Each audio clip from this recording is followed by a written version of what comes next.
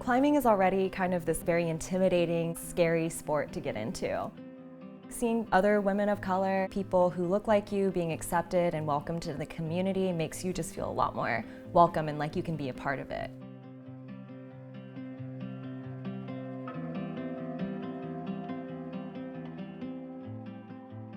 I grew up here in Austin, Texas, born and raised. I'm a conservation biologist, and I'm also a professor.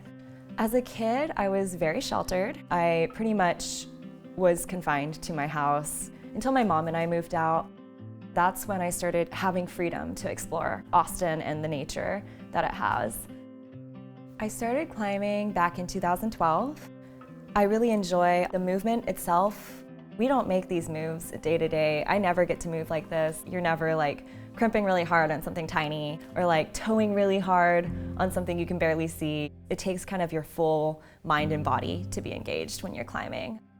I am a chair member of the Austin chapter of the AAC. We're all just people who care about making sure that the community is educated, making sure our crags are protected and maintained, and just trying to build connection within the community.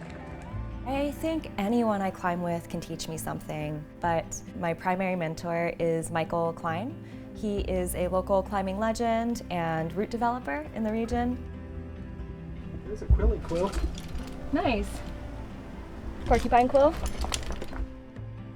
I've been climbing for 37 years. Yeah. When I first started route developing, I didn't even know I was going to start. I showed up at the crag with Mike and he was like, "So you want to put a route up?" I'm like, "What?" She's super hardworking and motivated. Like the first time we bolted a route together, she just like went after it. I learned a lot during that experience. Some walls are just really dirty and it takes a full day of effort of just hanging in a harness, being really uncomfortable all day, scrubbing a wall. Covered in dirt and lichen, and we spent like 3 days cleaning up these routes, and it's like not a ton of climbing, just a ton of work. And then it takes another day to hang down and like figure out what the line is. I found out how much effort and time really goes into bolting and how it's definitely a labor of love for the community. Just like I never saw myself climbing, I never saw myself developing a route. Being a smaller person, an Asian woman, I feel overlooked when I'm with somebody who is maybe like a hard crusher or someone well known within the community. We'll like run into other climbers and they'll get noticed. They'll be like, "Oh, that's that person, that's that dude." But then I'm just like standing there, and there have been full conversations for like 5 to 10 minutes where I don't even get like looked at.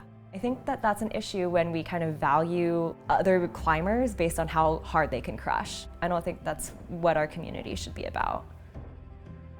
Route developers are the ones that create the culture of the community. You name the routes, you decide how hard they are, you decide like who can climb them basically. I'm more inspired by a more community-driven attitude. I want to develop routes that aren't just for the crushers, right? I want to develop routes that can help other people access an area and have fun in the area too.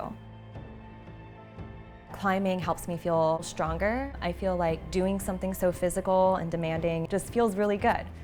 It makes me feel not just this meek, small, weak Asian woman that I think people see me as, if they don't know me. Just knowing that you belong and knowing that if you just enjoy climbing and you enjoy being part of the community, enjoy giving back a bit, you can be a developer. You don't have to be a white dude who crushes hard. You can be who you are and develop for other people like you too.